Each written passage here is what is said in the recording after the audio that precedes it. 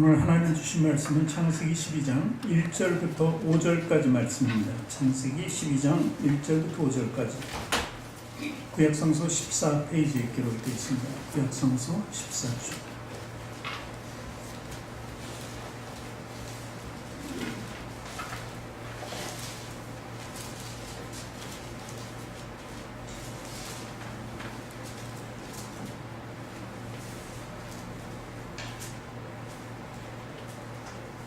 구약성서 14쪽에 기록되어 있는 창세기 12장 1절부터 5절까지 말씀 우리 함께 공독합니다. 여호와께서 아브라함에게 이르시되 너는 너의 고향과 친척과 아버지의 집을 떠나 내가 네게 보여줄 땅으로 가라. 내가 너로 큰 민족을 이루고 네게 복을 주어 네 이름을 창대하게 하리니 너는 복이 될지라. 너를 축복하는 자에게는 내가 복을 내리고 너를 저주하는 자에게는 내가 저주하리니 땅의 모든 족속이 너로 말미암아 복을 얻을 것이라 하신지라. 이에 아브라함이 여호와의 말씀을 따라갔고 롯도 그와 함께 갔으며 아브라함이 하란을 떠날 때 75세였더라. 아브라함이 그의 아내 사레와 조카 롯과 하란에서 모든 소유와 얻은 사람들을 이끌고 가나안 땅으로 가려고 떠나서 마침내 가나안 땅에 들어갔더라. 아멘. 우리 두 손 가슴에 얹고 저를 따라 구별하시기 바랍니다. 하나님께서는 나를 사랑하신다. 하나님께서는 나를 존귀하게 여기신다. 하나님께서는 나를 축복하신다. 하나님께서는 내 문제를 해결해 주신다. 믿으십니까? 아멘. 새해 첫 예배입니다. 우리의 더 큰 사랑을 심어서 앞뒤 저는 저위에 계신 분들에게 당신을 사랑하고 축복합니다. 인사하시겠습니다.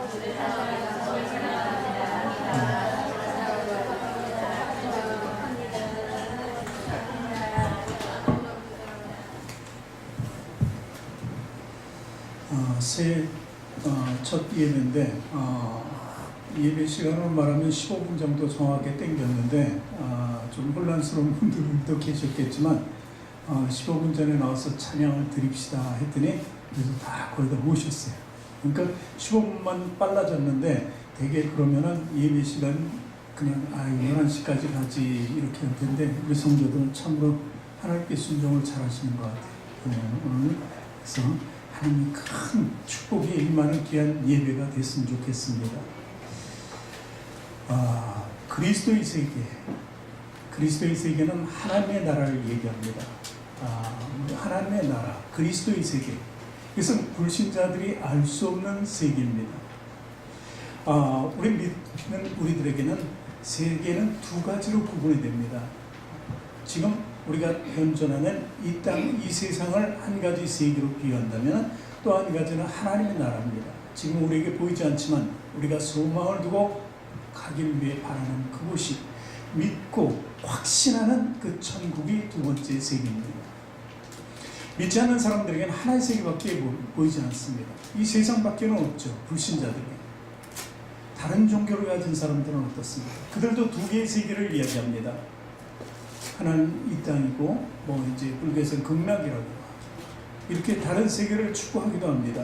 그런데 다른 종교들이 가지고 있는 이 두 가지 세계는 서로 상반되고 틀린 것이 아니라 하나입니다. 결론적으로 보면 하나예요. 세상과 함께 멸망해가는 그 세상. 모르고 우상을 섬기고 있는 것이죠. 그러나 우리에게는 분명히 확실한 것은 바로 천국이 있다는 것입니다. 그것이 바로 그리스도의 세계라는 것입니다. 이 두 세계는 아담과 하와 때문에 분리가 됐습니다. 최초로 만든 아담과 하와가 에덴 동산에 있었습니다. 그것은 하나님의 나라였습니다, 사실. 그런데 사단의 유혹으로 말미암아 뱀의 유혹이었죠. 죄를 짓고 이 죄 때문에 결국 하나님 나라와 같은 에덴에서 추방되게 되죠.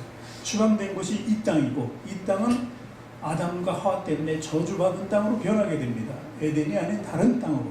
그래서 이 땅에서 저주와 함께 모든 인류가 살아갈 수밖에 없었죠. 그래서 이때부터 두 가지 세계로 구분이 되기 시작합니다. 그 이후 아담과 하와가 자기 마음을 잘 갈고 하나님께 돌아올 수 있어야 되는데 그 그 근본된 죄악은 계속해서 이어지게 됩니다. 그래서 그 죄악이 가인과 아벨을 통해서 가인의 범죄로, 살인죄로 이렇게 나타나기 시작해서 쭉 대를 이어나가면서 하나님 보시기에 너무도 악하였던 거예요. 그래서 하나님은 그들을 다 만든 작품이었지만 심판하게 이릅니다. 그래서 물의 심판, 홍수의 심판이 다가오게 되죠. 그때 의롭다고 한 자를 한 사람, 노아, 그 사람의 가정을 하나님께 살리셔서 하나님 창조물을 계속해서 이어나갈 것을 원하셨습니다. 왜? 그냥 싹 쓸어버릴 수도 있었는데 왜 노아를 살리고 그 가정을 통해서 또 인류를 계속 번성하게 했을까? 그것은 하나님이 아담과 하와를 내어 쫓을 때 약속하신 원복음이 있기 때문에, 이 사단이 이 죄악을 가져왔기 때문에 예수 그리스도라는 그분을 통해서 구원을 일으키고 그 사단을 모두 물리치고 그 머리를, 뱀의 머리를 칠 것이다 하는 그 예언대로, 약속대로 하시기 위해서 모든 인류를 아무리 죄가 많아도 다 심판하지 않으셨습니다.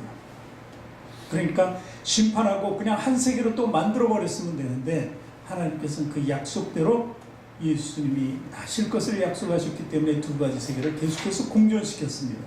그래서 노아를 통해서 의로운 자 한 사람을 통해서 또 의롭게 살 줄 알았더니 그렇지 않았습니다. 이번에는 전면적으로 하나님께 도전하는 일을 벌립니다. 그것이 아벨의 사건입니다. 이건 죄악뿐만이 아니라 죄악을 넘어서 자기네들 스스로 하나님 나라에 닿기를 원했어요. 자기네들이 죄 있음을 알고 다시 심판당하기를 원하지 않았기 때문에 그 방법을 하나님께로 마음을 돌이키는 것이 아니라 그 하늘에 자기네들이 스스로 닿고자 했던 그 욕망을 가지고 살았던 그들, 그것이 바벨의 사건이었습니다. 그래서 하나님께서는 또 그들을 심판하지 않으시겠다는 약속을 노아에게 주었기 때문에 그들을 오늘을 혼잡케 해서 또 나눠버렸다는 사실입니다.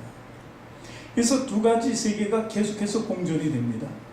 그런데 이제 하나님께서는 그 약속을 지키기 위해서 한 사람을 선택하시는데 그것이 바로 오늘 본문에 나오는 아브라함이었습니다.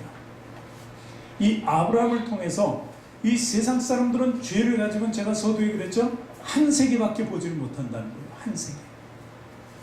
그런데 아브라함에게 또 하나의 세계를 보여주게 되는 것입니다. 그래서 그 세계를 향해서 나갈 수 있도록 하나님께서 명령을 하신 것입니다.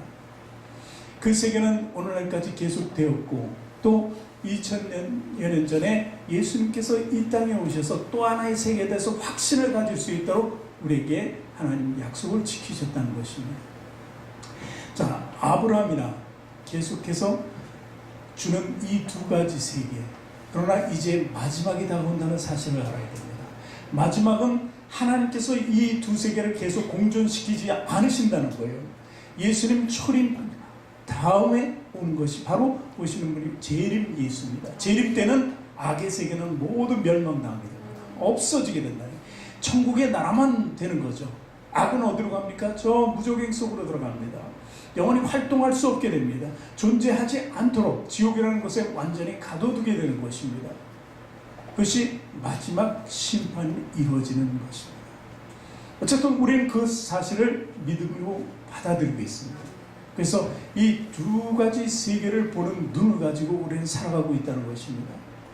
아브라함이 한 세계, 모두 다 세계는 하나뿐이 아니라는 그 죄악된 세상을 떠날 수 있는 눈을 가지게 되었습니다. 그래서 이제 두 번째 세계에 대해서 확신을 가지고, 믿음으로 확신을 가지고 나가는 그 모습을 우리에게 오늘 보여주고 있는 것입니다. 송구 영신 예배 때 모세의 마지막 죽음의 과정을 얘기했습니다. 마지막 죽기 전에 하나님께서 그에게 보여주신 것이 무엇입니까? 가나안 땅이었습니다.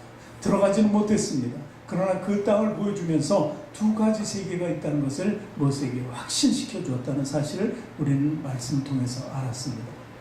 그 세계, 아브라함을 통해서 이루어진 거죠. 모세는 아브라함 뒤에 한참 뒤에 손이기 때문에. 자, 그러니까 우리가 딱 언뜻 생각해도 구체적으로 보면은 하나의 세계는 우리가 지금 살고 있는 시대지만 우리는 그것을 떠나야 된다는 것입니다. 또 하나의 세계는 우리가 가야 할 세계라는 거예요. 떠남과 그리고 거기 가야 한다는 이 두 가지 소명의식이 있어야 그리스도인이라고 볼 수 있는 것이죠. 창세기 12장 1절에 보니까 여호와께서 아브라함에게 이르시되 너는 너희 고향과 친척과 아버지 집을 떠나 내가 너에게 보여줄 땅으로 가라. 이렇게 말씀을 주셨습니다. 이것은 아브라함에게 드러난 하나님의 계획입니다. 하나님의 약속이 드러나는 것이죠. 이 중심에는 누가 있다고요? 바로 예수 그리스도가 있다는 것입니다. 아브라함이 떠날 때 몇 살인가 하는 것이 4절에 나와 있죠. 4절에 보니까 몇 살입니까? 75세입니다. 75세면 나이가 들 만큼 들은 것입니다. 75세 정도 되면 모든 지혜와 지식과 이런 총명이 다 인간적으로 갖춰지는 거예요. 그래서 고정관념을 가지고 있습니다. 흔들리지가 않아요. 아이들은 생각을 바꿀 수 있고 잘못된 거는 고칠 수 있는데 이미 75세 정도 됐다는 것은 이제 바꾸기 어렵다는 현실 속에 살아가는 사람을 얘기합니다. 예를 들어서 이 앞에 보면은 도서관이 있고 거기 조그만 소공원처럼 되어 있습니다. 거기 매일처럼 오전 한 10시, 11시쯤 되면은 평균 나이 75세쯤 그 이상쯤 되는 어르신들이 모여 있어요. 그래서 한 4시, 5시까지 꼭 거기서 쉬었다가 자기네들끼리 얘기도 하고 놀기도 하고 술도 마시기도 하고 그러면서 있는 곳입니다. 그런데 교회가 세워진 지 8년이에요. 만 8년이 아직 안 됐는데 그런데 8년 동안 그들에게 복음을 전했어요. 너무나 친절하게 해줬어요. 식당이 있으니까 식당에 많은 혜택도 보게 됩니다. 거의 반값에 드리고 원가로 드리는 거죠. 그리고 또 사모님은 보기만 하면 막 어깨를 주물러줘. 그리고 막 말을 걸어가지고 얼마나 친절하게 해주는 거예요. 그런데 8년 동안 아무리 그래도 그들의 마음은 바뀌지 않아요. 그대로입니다. 저기 나가서 술 마시고 세상 일하고 서로 다투기도 하고 자기 말이 다 옳은 거예요. 항상 그래요. 그러니까 시끄럽기도 하고 싸움도 나고 바뀌지 않는 그 인생을 가지고 있어요. 왜 그럴까요? 75세가 넘어서 그래요. 75세 다. 자기 주장이 맞는 거예요. 자기 생각이 맞는 거예요. 가정에 가면은 아이들한테 꼼짝도 못하는데 나오기만 하면 자기가 다 오는 거예요. 자기에는 아무도 존재하지 않는다는 그런 생각이 닥쳐 있는 거예요. 그런데 아브라함의 나이가 75세였다면 그와 비슷하지 않았겠어요? 그런데 그때 하나님께서 말씀을 줬는데 그가 말씀대로 순종하며 바뀌었다는 것입니다. 이것이 놀라운 사실. 우리도 마찬가지예요. 세상에 있을 때 바뀔까 안 바뀌었을 텐데 하나님 만나니까 바뀐 거예요. 서로 연행의 차이는 있지만 이것이 축복입니다. 우리 고정관념을 깨고 예수 그리스도를 믿음으로 받아들이고 하나님 나라를 볼 수 있고 가길 원하는 그 마음이 우리 고정관념 예전 것을 깨뜨렸기 때문에 그렇습니다. 오늘 아브라함이 순종을 이루면서 떠났는데 아브라함이 살던 곳은 아버지의 땅이에요. 아버지 집이었어요. 그것을 데라의 땅이라고 합니다. 데라의 땅. 데라의 땅, 아버지의 땅은 세상의 멸망으로 가득 찬 소망이 없는 곳이었습니다. 우상 숭배가 만연했던 곳입니다. 심지어 아브라함의 가정은 우상을 만들어서 파는 곳이라고까지 이렇게 되어 있습니다. 그런데 반대로 하나님께서 오늘 지시한 땅은 가나안 땅이었습니다. 5절 보니까 가나안 땅이라고 나옵니다. 그것은 하나님의 나라를 얘기합니다. 영원한 생명 있는 축복의 땅을 이야기하는 것입니다. 여호수아 24장 2절에 보면은 데라의 땅을 이야기합니다. 24장 2절 3절을 같이 읽습니다. 여호수아가 모든 백성에게 이르되 이스라엘의 하나님 여호와께서 이같이 말씀하시기를 옛적에 너희 조상들 곧 아브라함의 아버지 나홀의 아버지 데라가 강 저쪽에 거주하여 다른 신들을 섬겼으나 내가 너희의 조상 아브라함을 강 저쪽에서 이끌어내어 가나안 온 땅에 두루 행하게 하고 그의 씨를 번성하게 하려고 그에게 이삭을 줬으며 하면서 이제 아브라함의 축복된 자손을 이야기합니다. 그런데 2절 보니까 데라가 강 저쪽에 거주하여 다른 신들을 섬겼다고 이렇게 기록하고 있습니다. 데라가 다른 신을 섬겼다. 그 땅은 어느 땅이냐면 바로 바벨이 세워졌던 땅입니다. 신할 평지를 얘기합니다. 거기는 악의 땅이라고 할 수 있어요. 그 후에 이스라엘이 이제 둘로 쪼개지죠. 북이스라엘, 남유다. 그래서 북이스라엘 멸망하고 남유다까지 멸망시킨 장본에 있는 누구예요? 바벨론이거든요. 바벨론이 생성된 그 땅도 바로 거기였던 것입니다. 그러니까 우상이 만연한 곳입니다. 그러니 아브라함이 떠난 것은 우상을 떠나고 세상을 떠난 그런 정말 죄악의 땅인 것입니다. 그리고 나서 하나님께서는 어떻게 하셨습니까? 가나안 땅으로 가라고 했습니다. 가나안 땅은 하나님께서 약속으로 주신 땅입니다. 메시아가 오실 땅이라는 거예요. 예수 그리스도가 베들레헴에서 태어났잖아요. 그곳을 가나안이라고 얘기합니다. 적과 꿀이 흐르는 가나안 땅이라고 얘기하는 것, 풍요가 있고 복락이 있는 축복된 삶을 사는 곳이 가나안이에요. 육적으로는 그 가나안 일곱 부족이 살았던 가나안이었지만 영적으로는 하나님의 나라를 얘기하는 것입니다. 예수님이 태어날 그 가나안으로 가라는 거예요. 성경은 이렇습니다. 성경이 우리 인간들에게, 우리들에게 원하는 것은 영어로 얘기하면 from to입니다. from은 어디? 어디서부터 to 어디까지 가라는 얘기입니다. 그것이 성경이에요. 우리가 태어난 곳은 어디? 이 세상입니다. 죄악 많은 이 세상이에요. 그럼 from 이제 출발을 해야 돼요. 우리가 하나님 아는 자들은 출발하고 어딘가 목표를 정하고 가는데 그 목표는 우리가 정하는 것이 아니라 하나님이 이끌어주는 것이죠. 그 하나님이 이끌어준다는 사실을 믿음으로 받아들이고 순종하면서 나가는 길이라는 거예요. 그것이 from과 to가 이루어지는 것이 그리스도의 기본적인 신앙이 되어야 한다는 사실입니다. 그래서 우리가 정말 믿음의 삶을 잘 시작하려면 어디에서 떠나 어디로 가야 되는지를 잘 알아야 하는 거예요.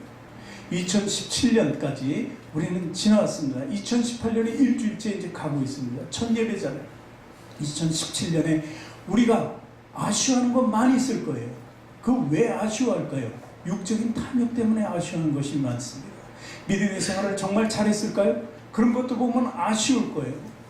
아직도 2018년이 되면 마음은 새롭게 하고 싶은데 아직도 생각은 그 안에 있어요.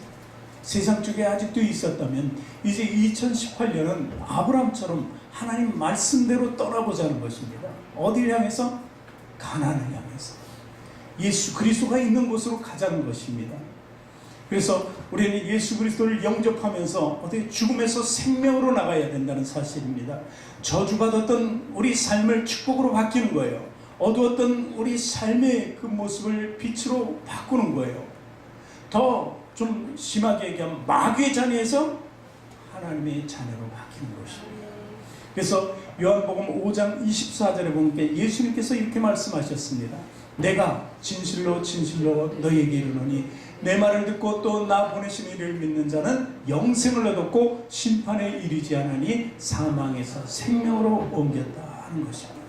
이것이 바로 아브라함이 본토 아비 집을 떠나는 것, 이것이 사망을 떠나는 것입니다.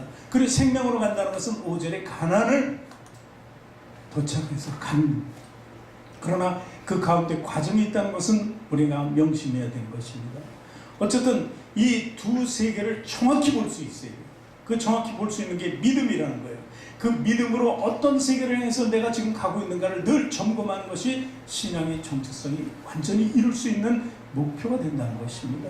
에베소서 4장 22절에 24절 말씀에는 너희는 욕의 욕심을 따라 썩어져가는 구습을 따르는 옛사람을 벗어버리고 오직 너희의 심령이 새롭게 되어 하나님을 따라 의와 진리의 거룩함으로 지으심을 받은 새 사람을 입으라 이렇게 기록하고 있습니다. 이런 말씀이 이 새년도 이렇게 되면은 참 마음에 와닿아요. 그런데 가면서 이 말씀이 다 사라지고 어떻게 사람이 다시 구습을 따르고 옛것을 마치 출애굽한 이스라엘 백성들이 고통 속에서 원망과 불평으로 옛것을 다시 생각하는 것처럼 우리 삶이 그렇게 변해갈 수 있습니다. 그러나 이제 새 한번 다짐한 우리의 결심은 변하지 않아야 한다는 사실입니다. 우린 육신의 정욕에서 빠져나올 수 있어야 돼요. 그리고 불의한 환경, 저 세상적인 환경에서도 벗어날 수 있어야 돼요. 그래야지만 불확실한 우리 미래를 지을 수 있고 확실한 미래를 볼 수 있는 거예요. 우리의 확실한 미래는 하나님의 나라입니다. 그래서 우리는 세상을 떠나 하나님께로 가는 믿음의 사람이라는 것을 보여줘야 돼요. 요한일서 2장 15절부터 17절도 같이 한번 또 읽습니다. 이 세상이나 세상에 있는 것들을 사랑하지 말라. 누구든지 세상을 사랑하면 아버지의 사랑이 그 안에 있지 아니하니 이는 세상에 있는 모든 것이 육신의 정욕과 안목의 정욕과 이생의 자랑이니 다 아버지께로부터 온 것이 아니야 세상으로부터 온 것이라. 이 세상도 그 정욕도 지나가되 오직 하나님의 뜻을 행하는 자는 영원히 거하느니라. 이런 말씀은 우리가 작년 안에도 다 읽었던 말씀이에요. 그런데 그렇게 우리가 살아온 날을 한번 점검해보면 사실 이 말씀에 대해서 우리가 가책을 받을 수밖에 없어요. 하나님께 더 죄 많은 우리 모습을 보일 수밖에 없었다는 것입니다. 어쨌든 우리는 오늘 아브라함을 통해서 다시 한번 우리 신앙을 재점검할 필요가 있습니다. 두 세계를 이제 더욱더 또렷하게 봐야 됩니다. 그래서 갈대아 우러나는 세상의 장소와 그리고 가나안의 장소를 구별할 수 있어야 된다는 것입니다. 약속을 우리 믿음으로 받아들여야 돼요. 그리고 이제 실행하잖아요. 실행할 때 하나님께서 또 약속으로 주신 말씀이 오늘 있잖아요. 그 말씀이 2절 아닙니까? 2절, 오늘 말씀 2절 같이 읽습니다. 내가 너로 큰 민족을 이루고 내게 복을 주어 내 이름을 창대케 하라니 너는 복이 될지라. 세 가지로 나눌 수 있어요. 복을 내가 너로 큰 민족을 이루게 하겠다. 이것은 번영을 얘기하는 것입니다. 또 내가 너를 축복하겠다. 축복은 명성을 얘기합니다. 내 이름을. 그래서 아브라함이지만 지금 우리가 읽을 때 나중에 아브라함으로 바뀌는 그 모습을 우리가 성경에서 볼 수 있습니다. 그리고 세 번째, 내가 내 이름을 위대하게 하겠다. 이 말씀은 우리가 안전하고 평안한 상태를 얘기합니다. 이런 것이 바로 우리가 위대한 출발을 시작할 때 하나님께 주신 약속이고 우리에게 반드시 이루어질 놀라운 은혜라는 것입니다. 그러니까 번영과 명성과 평안, 이 세 가지는 바로 직결되는 하나가 있는데 구원의 약속입니다. 구원의 약속. 완벽한 구원을 이루시기 위해서 주님께서 주시는 복이라는 것입니다. 마태복음 2장 22절에 보면 그 축복을 어떻게 간직해야 되는지 보여주고 있습니다. 예수님께서 말씀하셨죠. 새 포도주를 낡은 가죽 부대에 넣는 자가 없나니 만일 그렇게 하면 새 포도주가 부대를 터뜨려 포도주와 부대를 버리게 되리라. 오직 새 포도주는 새 부대에 넣으리라 하시니라. 이 말씀이 의미하는 게 뭐예요? 우리가 새로운 세계를 봤으면 그 새로운 세계를 가슴에 품고 나가야 된다는 것입니다. 우리의 모습도 예전의 것은 다 버렸어요. 이제 보라, 이제 새 것이 되었다는 것입니다. 새 것에는 새 것이 들어있을 수밖에 없어요. 우리는 영적으로 새 것이 되었다. 그리고 우리 입술로는 새 것이 되었다 하지만 예전의 것을 담고 있다면 그것은 새 것이 될 수 없다는 거예요. 우리는 정말 대탈출을 해야 돼요. 떠난다는 것은 탈출, 그냥 떠나는 것, 스스로 떠날 수도 있지만 우리가 좀 더 심하게 심각한 단어로 본다면 탈출해야 된다는 거예요. 왜냐하면 세상은 우리를 참으려고 하잖아요. 사단은 우리를 참으려고 해요. 떠나지 못하게 한다는 거예요. 그러니까 탈출하는 거예요. 탈출.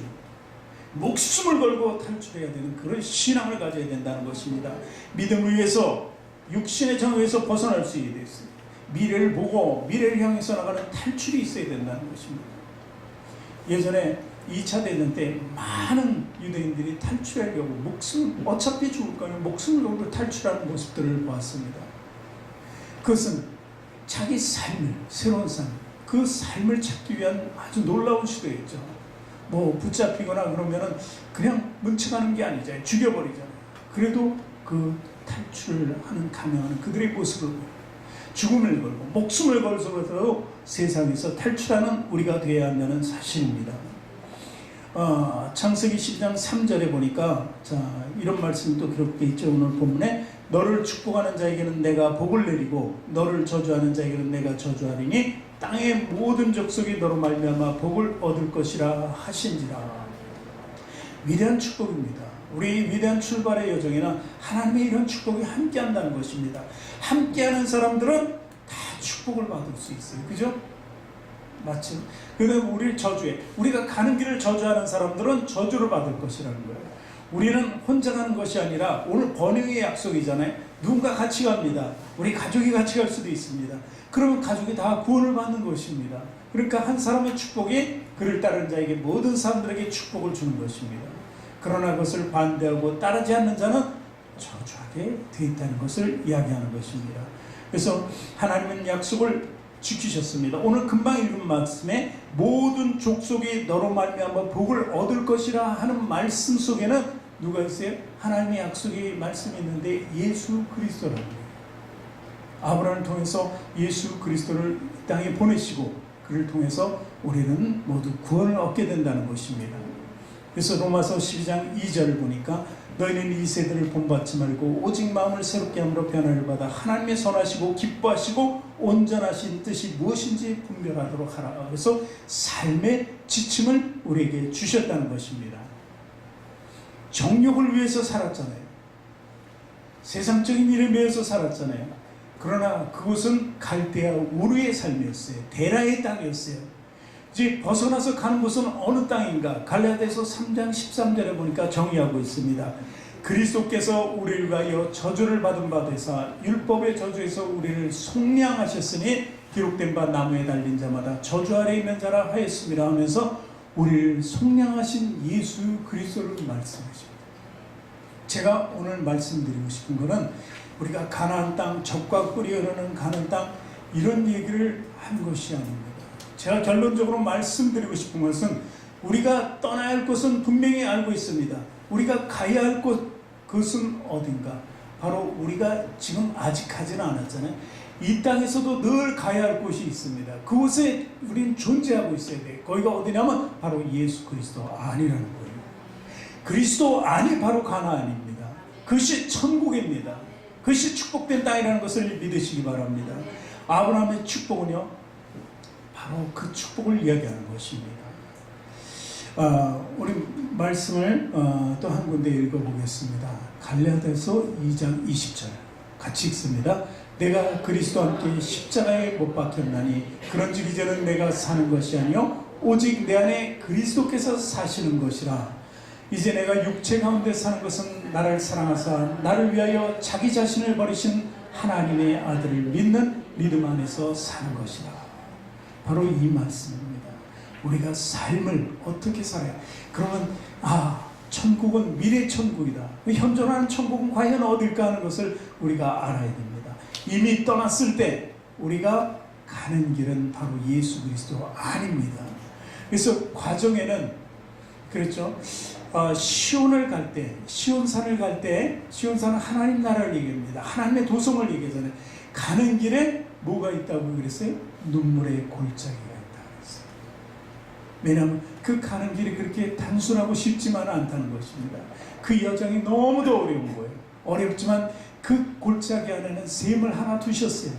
그래서 영원히 마르지 않는 샘을 두셨던 거예요. 위험이 도사리고 있고 늘 두렵고 그리고 고통스러워요. 비행기 타고 가는 것도 아니고 차 타고 가는 것도 아니고 걸어서 가거나 그 먼 여정을, 이 이야기는요, 눈물의 골짜기를 가서 시온에 간다는 이야기는 당시 이스라엘 백성들이 시온을 가기 위해서는 가야 되는 길이 있어요. 다 떨어져 있는 그 먼 곳에서 살던 사람들이 그곳까지 가려면 그 여정은 너무도 긴 것입니다. 가까운 사람은, 거기 사는 사람은 금방 갈 수 있지만 멀리는 뭐 한 달을 걸어서 갈 수도 있고 보름을 걸어서 갈 수도 있습니다. 그렇게 가는 길을 바로 광야 40년이라고 하기도 하고, 그렇게 가는 길을 눈물의 골짜기를 지나가는 길이라고 합니다. 그러나 믿는 자가 미래적인 소망을 가지고 확신을 가지고 하나님의 뜻대로 순종하고 간다면 그 길에는 반드시 샘이 있다는 것입니다. 출애굽한 이스라엘 백성들이 하나님이 마련한 샘을 발견했습니다. 그것은 엘림이었습니다. 엘림. 그렇듯이 하나님께서는 하나님께 가고자 오고자 하는 사람들에게 모든 것을 예배해 두신 것을 믿으시기 바랍니다. 그래서 첫 번째는 예수 그리스도를 믿어야 돼요. 그래서 또 우리가 두 번째는 예수 그리스도는 우리를 위해서 구원의 십자가로 다리를 놓으신 거예요. 우리도 그 십자가를 지고하는 삶을 살아야 돼요. 2018년에는 우리가 이제 떠나기 시작합니다. 어디를?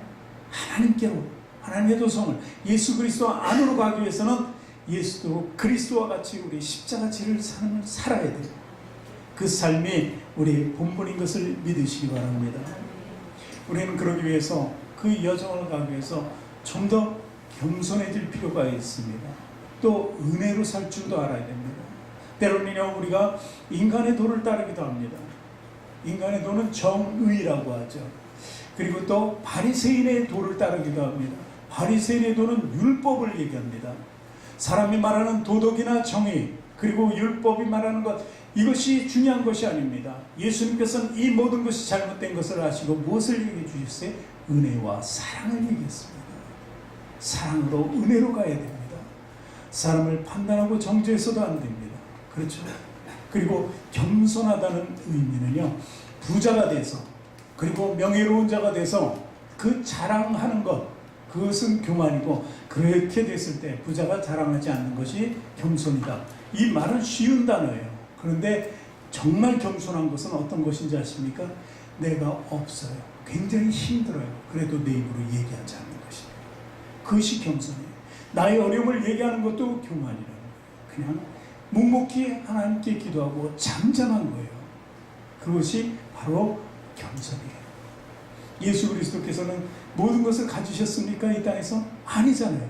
그래도 그 아무것도 가질 수 없는 그 환경 속에서 예수님은 아무 말씀도 안 하셨어요. 묵묵히 잠잠하게 사셨다는 거예요. 그것이 바로 우리에게 필요한 것입니다. 정말 겸손은 주님 앞에 잠잠하게 나아가는 모습입니다. 사람 앞에도 그 얘기도 할 필요 없이 잠잠한 거예요. 2018년엔 하나님께서 모든 것을 아신다고 고백하시기 바랍니다. 사람 앞에서 이야기하지 마세요. 기도하시기 바랍니다. 그럼 하나님께서 역사하십니다. 예수님 안에 있는 그 능력을 주신다는 것입니다. 그 능력 가운데 성공적인 삶을 살아가는 저와 여러분이 되기를 주님의 이름으로 축원합니다.